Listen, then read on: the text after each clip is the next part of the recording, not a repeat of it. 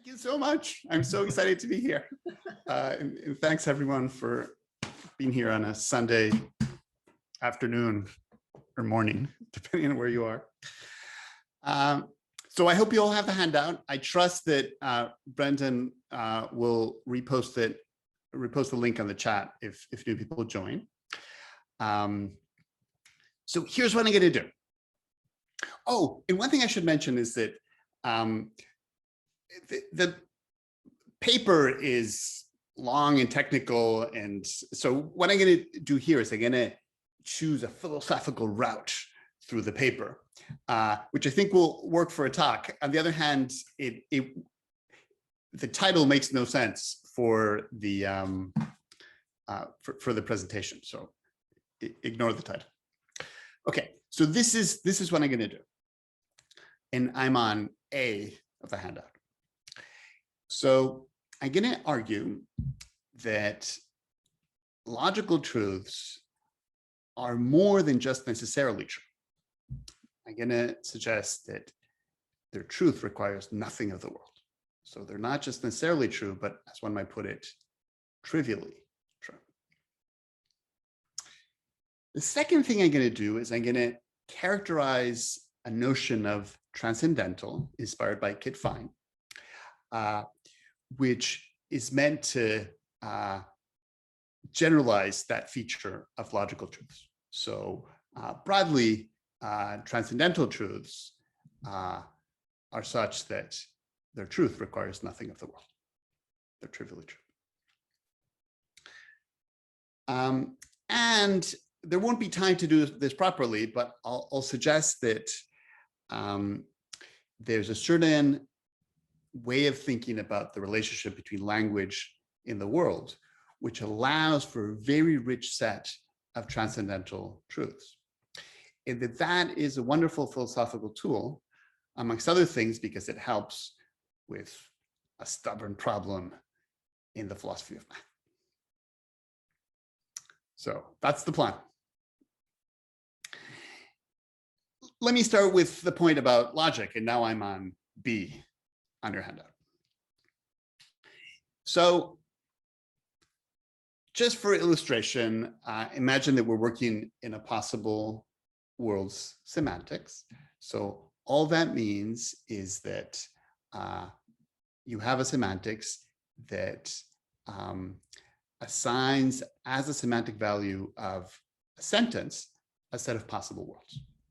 So if you like, you can think of propositions as sets of possible worlds, and then just think of the semantics as assigning a proposition to each sentence. And we ask the semantics do so compositionally, of course. So, I mean, that is a super standard way of proceeding. Now suppose that one also presupposes the standard semantic clauses for disjunction and negation. And they're on the margin on your handout if you want to have a look. Then when our space of possible worlds is W, you get the result that's indented on your handout. So your meta theory allows you to prove that the disjunction psi or not psi is true at a given world within our space of worlds, if and only if either psi is true at W, or it's not the case that psi is true at W.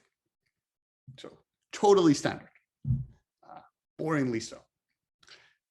Now, notice that the right-hand side of that biconditional is itself a truth of classical logic. So assuming one has a classical meta theory, one can show that the object language sentence psi or not psi is true at W without presupposing anything about W, or indeed about the space of possible worlds, big W. So one way of giving a philosophical gloss on this fairly trivial technical observation is by suggesting that from the point of view of one's meta theory, this object language sentence, psi or not psi, is not just true at every world, but its truth requires nothing of the world, as evidenced by the fact that we do not need to make any assumptions about our space of worlds or about any particular world in order to get this result. It just follows from our meta theory independently of any such assumptions. So going to the next page of the handout, here's a distinction that helps bring that point home. So some philosophers might think that there are sentences whose truth imposes a non-trivial requirement on the world, but it's a requirement that, as it turns out, is satisfied at every world. So maybe you think that God exists is such a sentence. So in order for that sentence to be true, something non-trivial needs to be the case. A certain being needs to exist. But maybe you think that, as it happens, every world satisfies that constraint. So there you have an example of a necessary truth that has non-trivial truth conditions. And then the idea is that our example of a logical truth is not like that. No demands are imposed on the world. Okay, so much for the first of the promised points in the paper.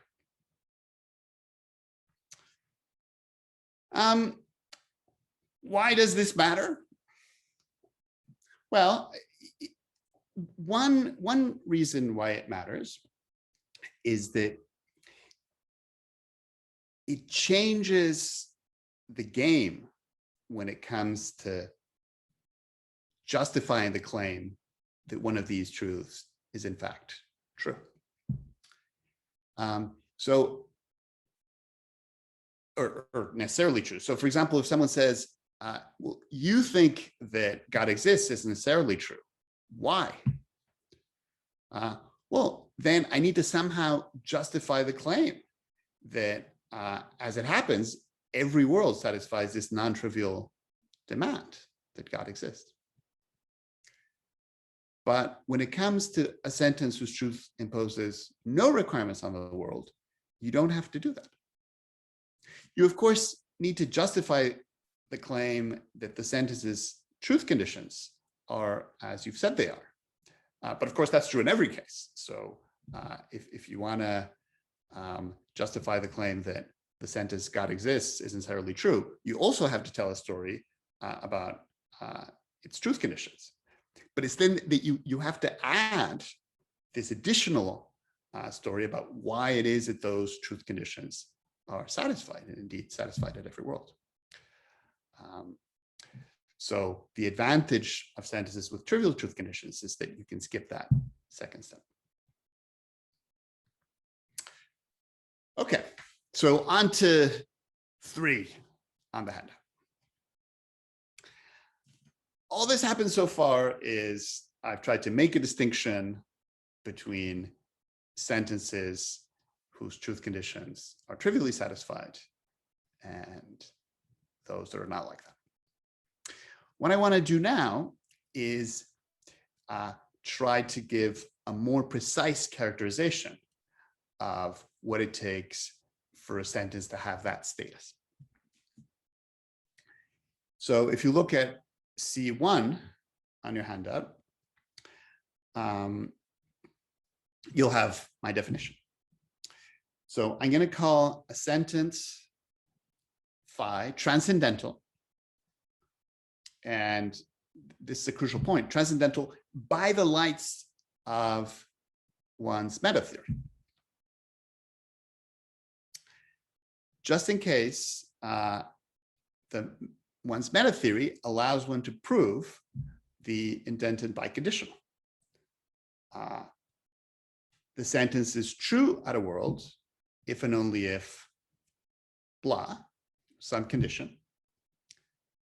And crucially, the meta theory is able to prove this without making any assumptions about the worlds in question.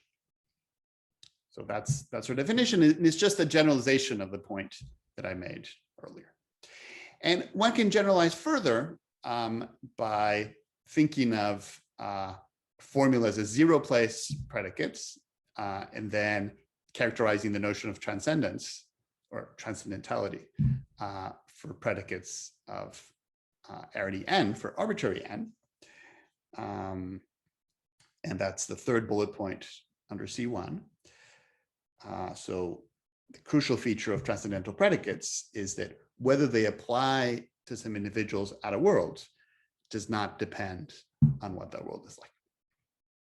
And the formal definition is on the margin if anyone's interested. So what are some examples of transcendental predicates? Well, as long as your meta theory is classical and isn't too weird, you're going to get the result that every logical truth is transcendentally true, and every logical falsehood is transcendentally false. So that's one example. Another example, which is on the top of page 3, is a Kripke style identity predicate, or one might think of as an external identity predicate. And what's crucial about this particular way of thinking about identity is that you take an identity statement to be true at a world, just in case the terms in the identity statement are co-referential, but independently of whether the referent exists at the world. So, for example, on that way of thinking about identity, Brendan equals Brendan is true at every world, even at worlds where Brendan fails to exist.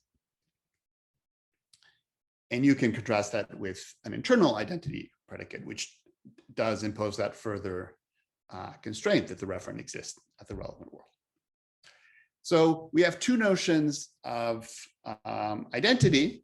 I think it's pretty clear that both are intelligible. I mean, I won't get into the discussion of which is the real identity predicate. You know, I just claim that as evidenced by the practice of philosophers, both are intelligible. The external version is a transcendental predicate. And a similar point can be made about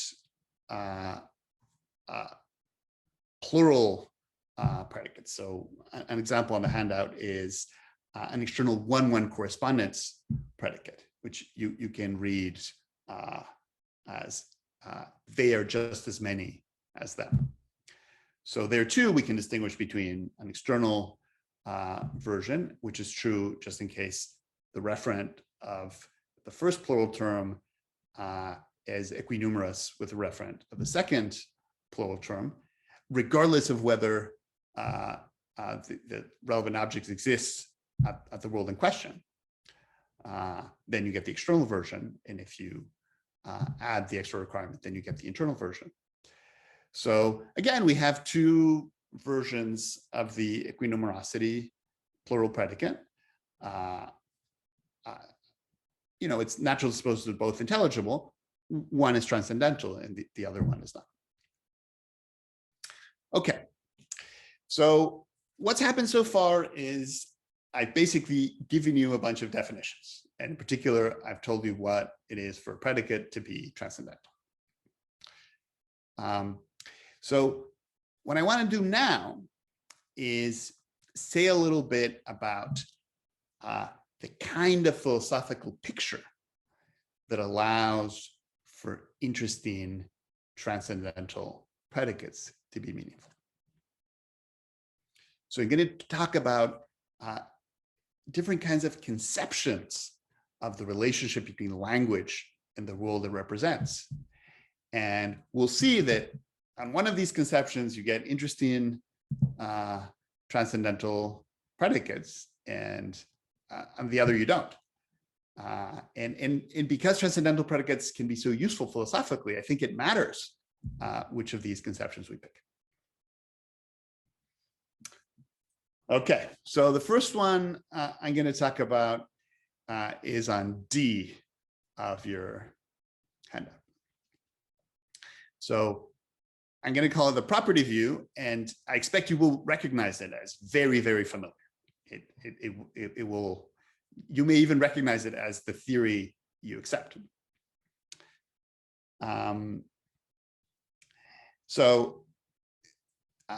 Intuitively, the view is just that predicates express properties, and you can't exemplify a property unless you exist. That's the view. How could one motivate this view? Well, if you look at 2 on the handout, you'll see a little argument. You can say, well, look, a property is a way for a thing to be. So exemplifying a property is a matter of being a certain way. But doesn't an object have to be in order to be somehow? That's an argument. So, I think the property view is supernatural. I think it has many attractive features. But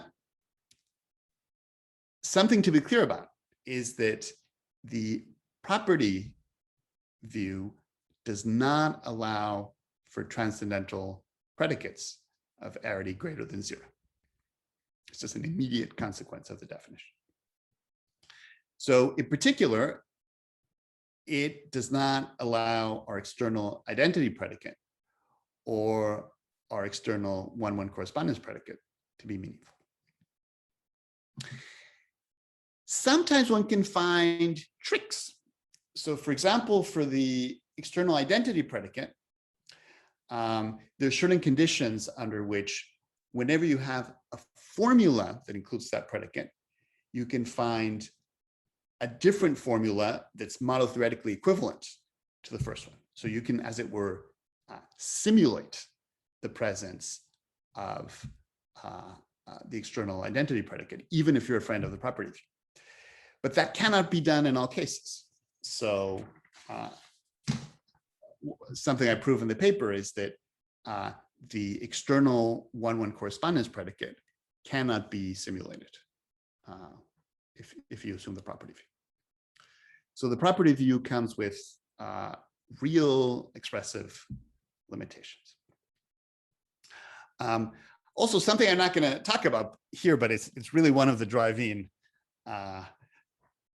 forces of the paper, is that something that is unlikely to be possible on the property view is to give semantics for modal contingentism that the contingentist can take seriously. It's the holy grail of contingentists to be able to do that. And it certainly looks like as long as contingentists remain in the property view camp, that task is simply impossible. Okay, so what's the alternative? Well, one alternative is what I call the propositional function view. So if you look at E2 on the handout, you'll see a statement of the view. So it's just the view that predicates express propositional functions, where a propositional function is just a function or a condition that takes an object as input and delivers proposition as output.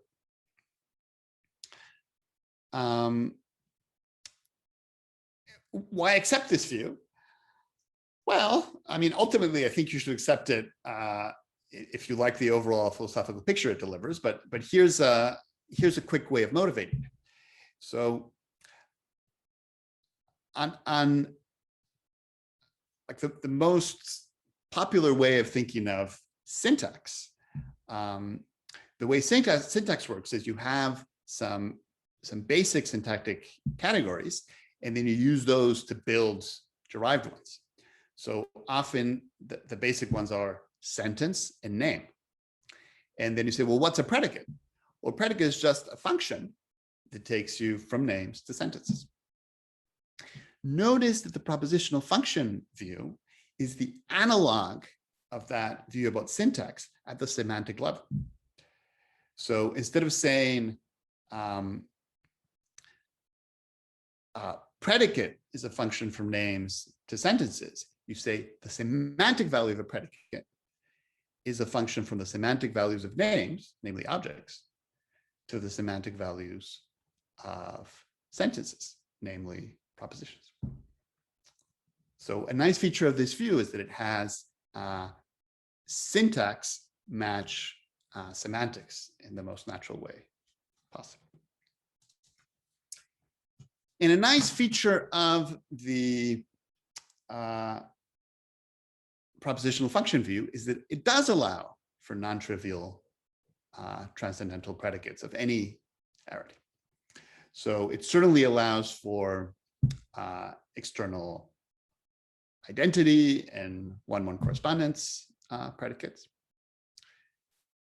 but also a lot more.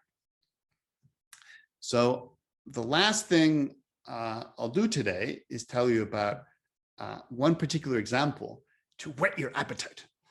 I won't be able to give you the details, but I'm hoping that I'll be able to give you the flavor of what can be done if you start working within a system that allows for transcendental predicates. So look at the second bullet point of E4, if you would, at the top of page 5. So just like we characterized external identity in one-one correspondence predicates, one can also characterize a notion of external cardinality identities. So you can introduce the octothorpe as a cardinality operator, and then set forth the following semantic clause. So you can say that an external identity involving this cardinality operator is true if and only if, and this is indented on your handout. So the number of F's equals the number of G's is true at a world W, if and only if the number of individuals that are F at that world equals the number of individuals that are G at that world. And this is the crucial point. Regardless of whether numbers exist at that world. You can contrast that with the internal version of such a cardinality statement, which would impose the additional requirement that numbers exist at that world. So an amazing result that you get from this way of developing cardinality statements is that a claim like the number of the F's equals, in the external sense, the number of the F's is transcendentally true. It'll be true at every world, but not just that. Its truth imposes no requirements on the world. So I'll end with an observation about how this kind of way of thinking about arithmetic can help address Ben-Asaraf's dilemma. So just as a reminder of the dilemma, if you look at F3 at the bottom of page 5 of your handout,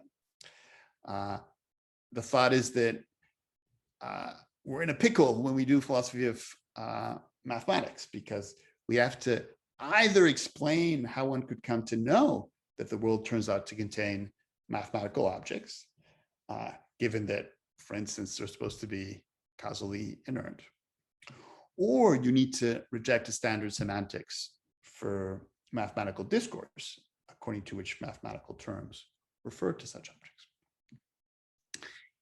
But notice that for the dilemma to have force, you need to assume that the truth of the relevant mathematical sentences interpreted standardly imposes non-trivial demands on the world.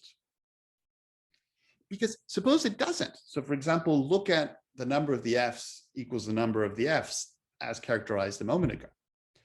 If you say, well, how could we possibly know whether that's true? The answer is, well, its truth requires nothing of the world. So as long as you're clear on what the truth conditions of such a sentence is, there is no further interesting question of why it's true.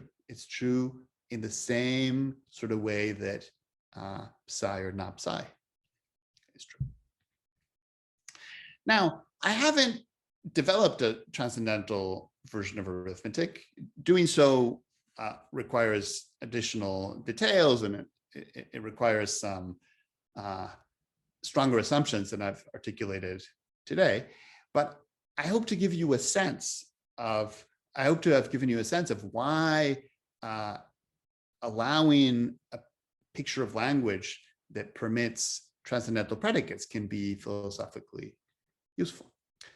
And by the way, the real prize for me is not just arithmetic, but also the thing I mentioned earlier. So the ability to give semantics for modality that the contingentists can take serious. Right, great. Well, thank you very much. I'm actually going to turn off my video, I'm afraid, because Brendan, my computer sometimes has a habit of freezing in video conference meetings, and Brendan suggested to me that it might help to avoid this if I turn off my video, except that I can't see how to do that because the handout's occupying my screen. Sorry, blah, blah, blah. Stop video. Okay. I'll try to remember to turn it on. So apologies for that. Hello?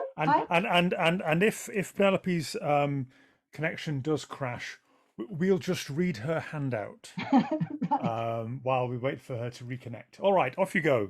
Okay, right. Well, thanks very much indeed. And what, it's now 3 minutes past. Right, okay. Good. Right, so thanks very much. I should say I'm going to go through the handout, but I'll have to skip bits because otherwise I'll go on way too long. Right, so just to begin with, my paper is not a response to Agustin's, and nothing that I say involves any criticism of his paper. I wish I could have responded to Agustin's paper. It looks fascinating, but I just don't have the technical expertise, so I had to do something different. The link between the papers is provided just by this notion of transcendental truth, but I'm going to use the notion as characterized by Kit Fine and not the development of it by Agustin. Okay, so the main issue for me is this: are attributions of substance sortal properties to contingent existence, as it might be Socrates is a man, transcendental truths in the sense introduced by Kit Fine? For Kit Fine, these are ones that hold regardless of the circumstances. So as a consequence, if Socrates is a man is a transcendental truth, it's true in a possible world, regardless of whether or not Socrates exists in that world. According to Fine, transcendental truths are a species of necessary truth, but only in an extended sense of necessary truth. But according to Fine, if Socrates is a man is a transcendental truth, it's also a necessary truth, and necessarily Socrates is a man is true for an appropriate sense of necessarily. It's got the same kind of status as 2 + 2 = 4, according to Fine. Okay, so why care about this? Why is it significant? Well, first of all, the sense in which Socrates is a man is necessary, according to Fine, is not the sense of weak necessity that was introduced by Kripke, according to which necessarily Socrates is a man is true, if and only if it's true in all possible worlds in which Socrates exists. Secondly, if Fine is correct, the relation between substance sortals and necessity involves a version of sortal essentialism, according to which all substance sortals represent essential properties. And he also gives a unique account of the relation between attributions of essential properties to contingents and statements of necessity. Third, if Socrates as a man is a transcendental truth, it must also be a timeless or tenseless, or sometimes said eternal truth, although the converse doesn't hold. You could think that the substance sortal is tenseless and timeless in its application without believing with Fine that it's transcendental. But as Fine notes, one implication of the timelessness of substance sortals is that a standard characterization of a substance sortal is incorrect, or at least misleading, a characterization given, among others, by Wiggins. Okay, so my main aims in this paper, I question Fine's justification for his claim that substance sortal predicates give rise to transcendental truths involving contingent existence. I won't directly attack the thesis, only Fine's arguments for it, and I'm not going to question the legitimacy of Fine's conception of transcendental truth, only his justification for its application to this case. On the question of the timelessness or tenselessness of substance sortal attributions, I'm going to remain neutral, but I shall argue that when Fine appeals to a tense logical puzzle in support of the timelessness claim, that's dialectically ineffective. Okay, so the structure of the rest of the talk is as follows. I won't go through this to save time. Note that these sections don't correspond to those in the published paper. Okay, so you thought you'd had the preliminaries, but here are some more preliminaries. Throughout his paper, Fine works with two assumptions. The first one I call the substance and essence assumption, which is that a substance sortal under which an individual falls represents at least part of the essence or nature of the individual.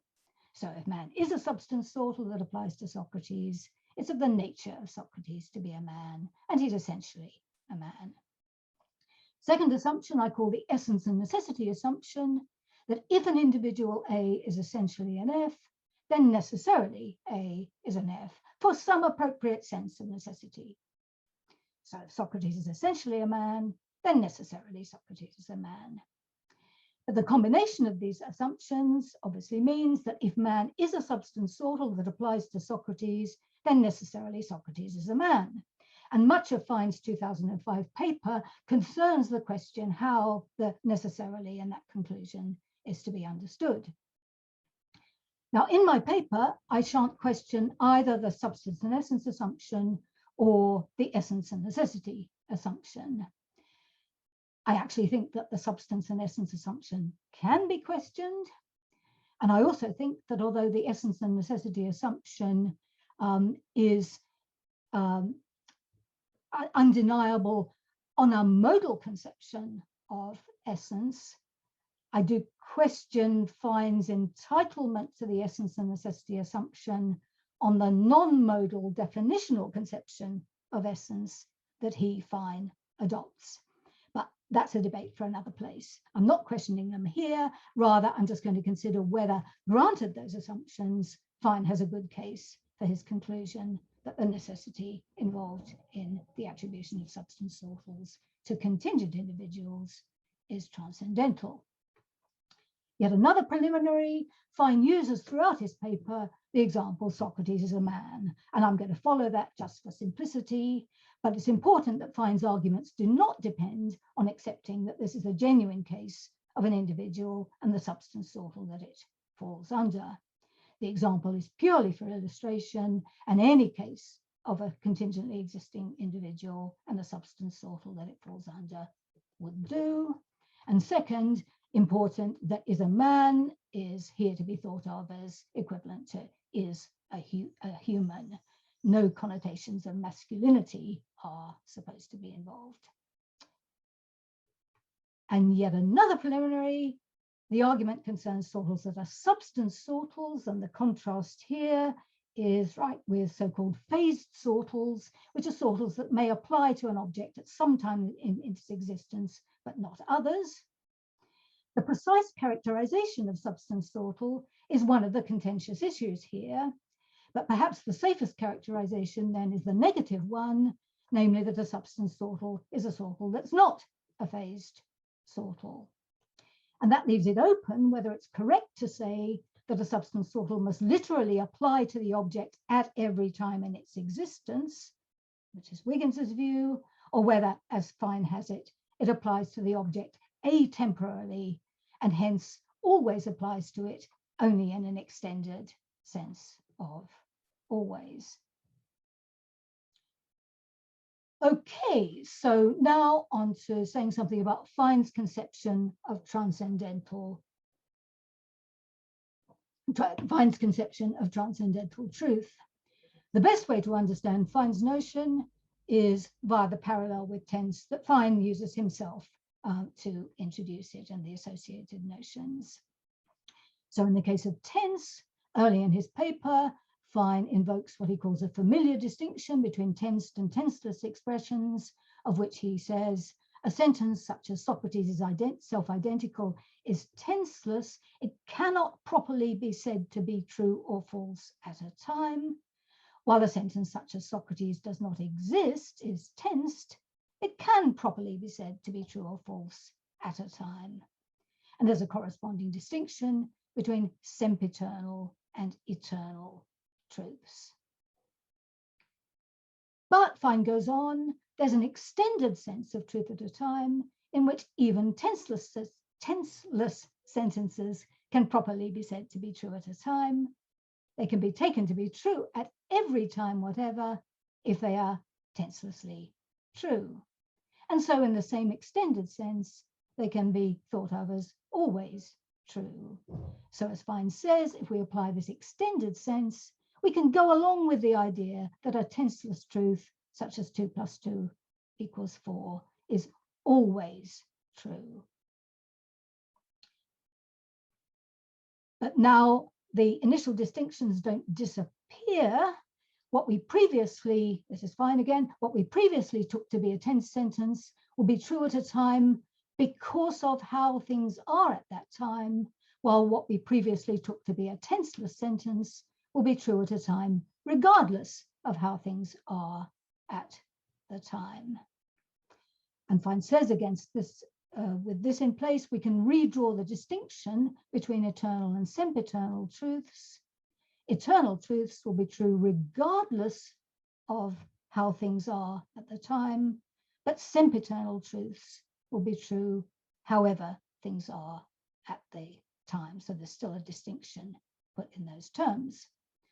Okay, so the parallel then that Fine introduces with the modal case is that he says you can draw a distinction between worldly and unworldly sentences according to whether they can properly be said to be true or false in a world, and a distinction between transcendental and necessary truths according as to whether they are true regardless of the circumstances or whatever the circumstances.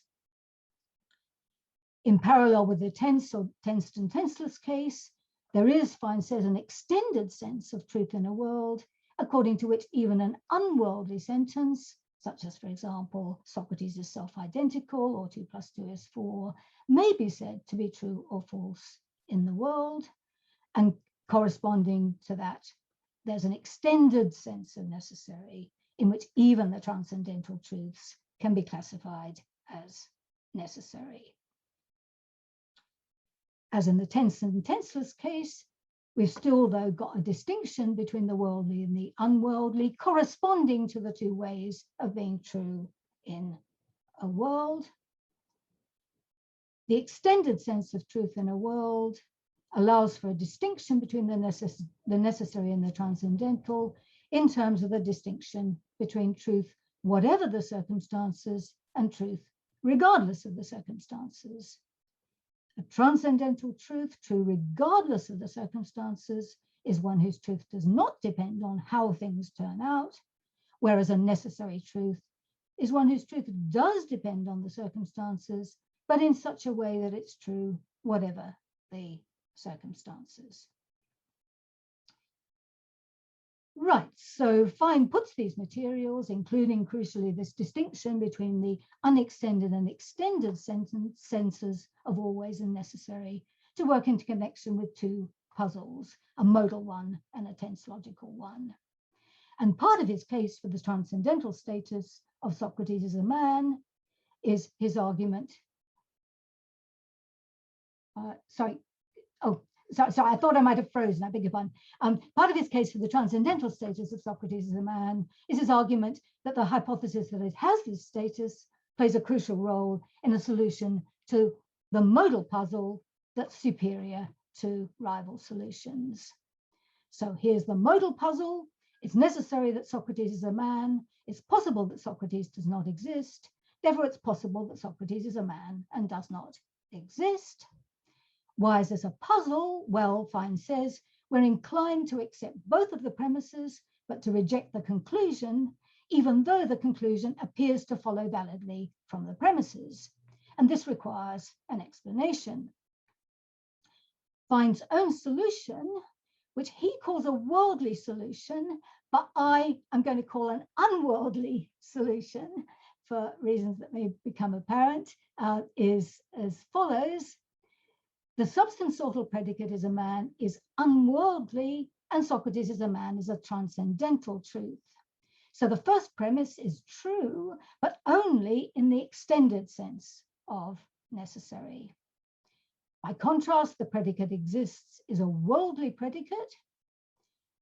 Those two things together, though, mean that the conclusion of the modal argument is a hybrid, as Fine calls it, including both an unworldly and a worldly predicate. And Fine says that means that its evaluation calls for a super extended sense of necessary and its dual possible. Super extended, i.e. not just the extended sense beyond that.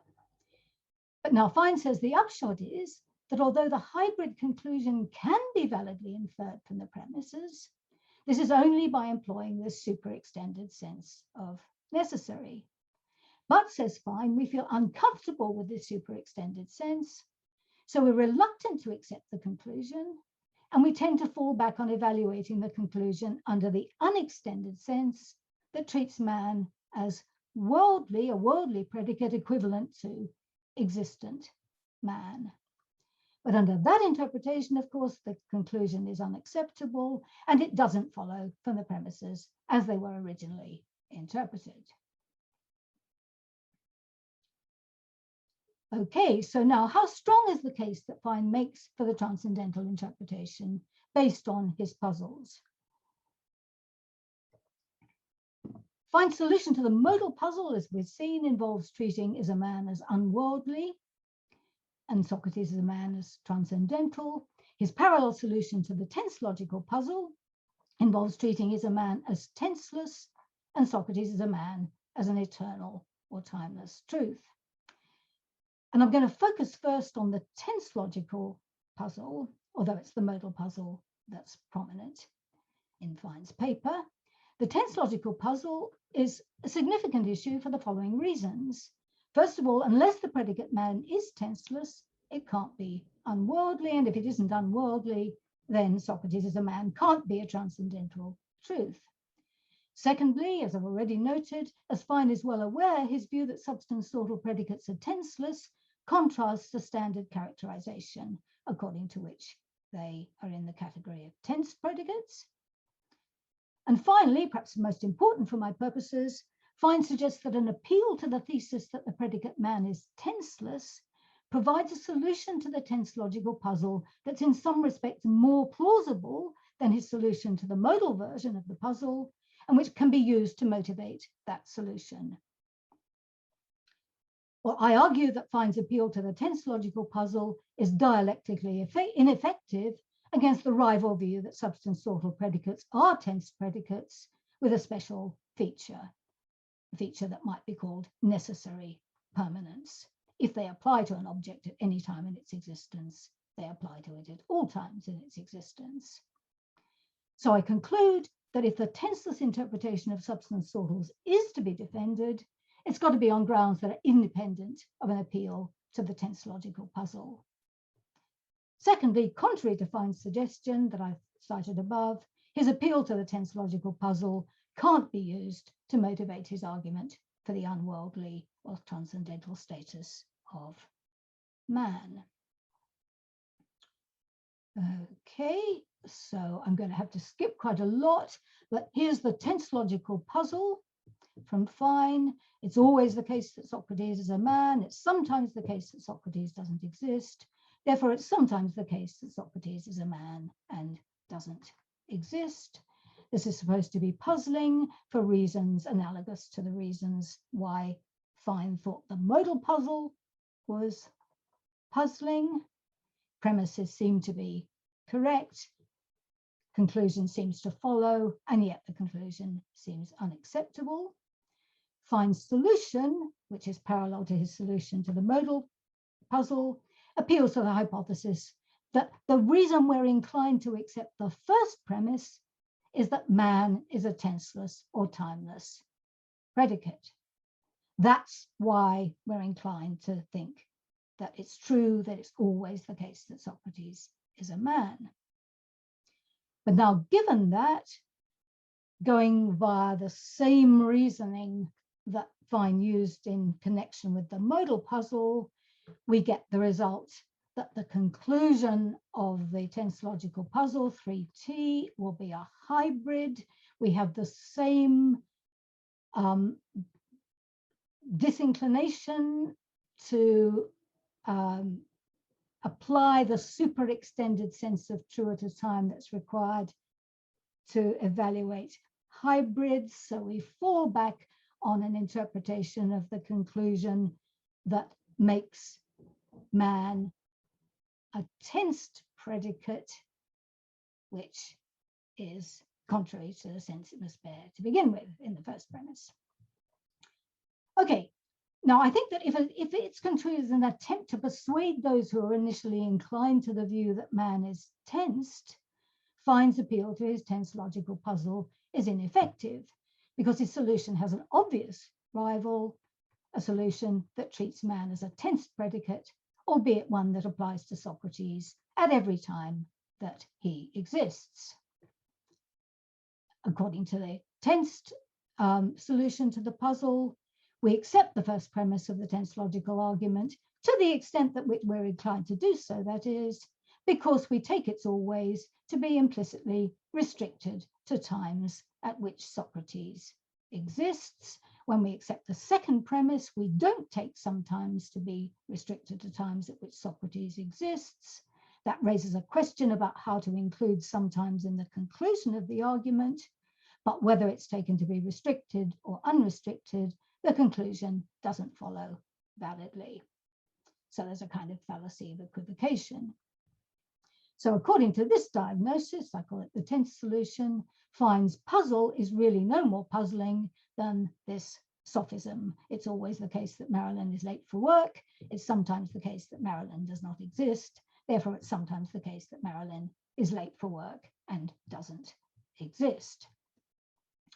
Now, the tense solution to Fine's puzzle is evidently akin to what he describes as the standard response to the modal puzzle, and Fine presents an objection to the standard response to the modal puzzle, whose analog applied to the tense solution to the tense logical puzzle would be as follows: that the tense solution requires that someone who accepts the first premise of the tense logical argument is thereby committed to a sense of always, in which it's always the case that Socrates exists is true, namely the sense in which it requires only that Socrates exists at all times at which he exists.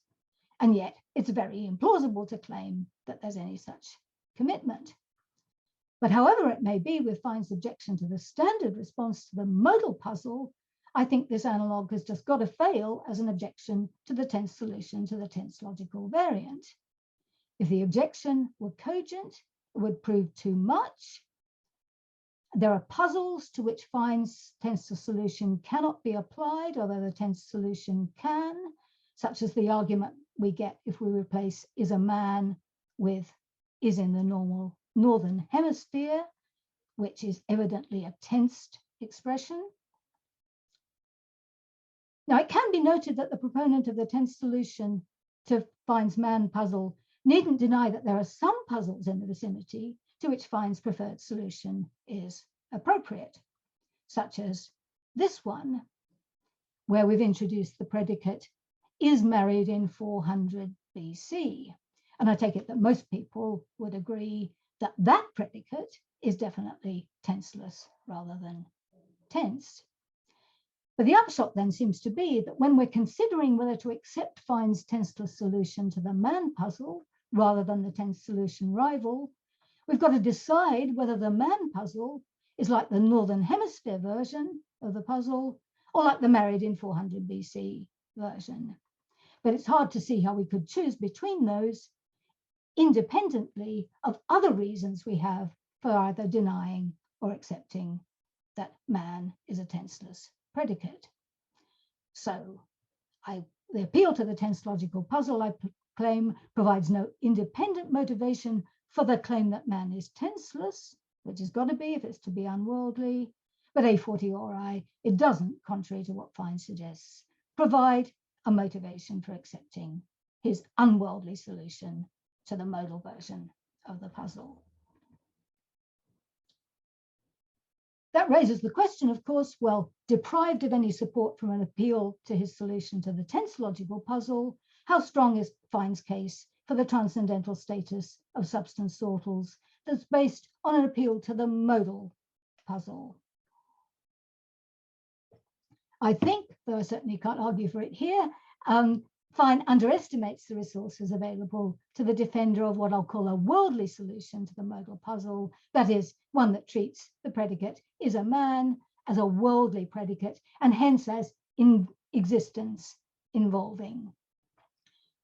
Fine does consider what he calls the standard response, and I've already indicated something about the grounds on which Fine thinks that response is inadequate, namely, it seems to carry with it an objectionable commitment to a sense in which it's necessary that Socrates exists. I don't try to defend that, although perhaps others might want to, but I want to note that that still leaves at least two candidate worldly rivals to Fine's unworldly. One is a modification of the standard response, which has been presented by Graham Forbes, which Fine doesn't consider, which isn't surprising because it was presented by Forbes in a review of Fine's book. The second is what I call the negation response, which is one that's considered and rejected by Fine, although I think for inadequate reasons. No time to go through it now, but I've talked about this in the paper. So I conclude that Fine's case for his preferred unworldly solution to the modal puzzle, the one that requires that we treat man as unworldly and neither tensed nor existing entailing, is actually less compelling than it might at first appear to be. And that applies even to people who go along with the idea that being a man is an essential property of Socrates. Well, to be fair to Fine, I should emphasize that he doesn't rest his case entirely on an appeal to the puzzles. And in section 9 of his paper, he provides an independent argument for the conclusion that an adequate account of the substance sortal predicate man must treat it as neither tensed nor worldly.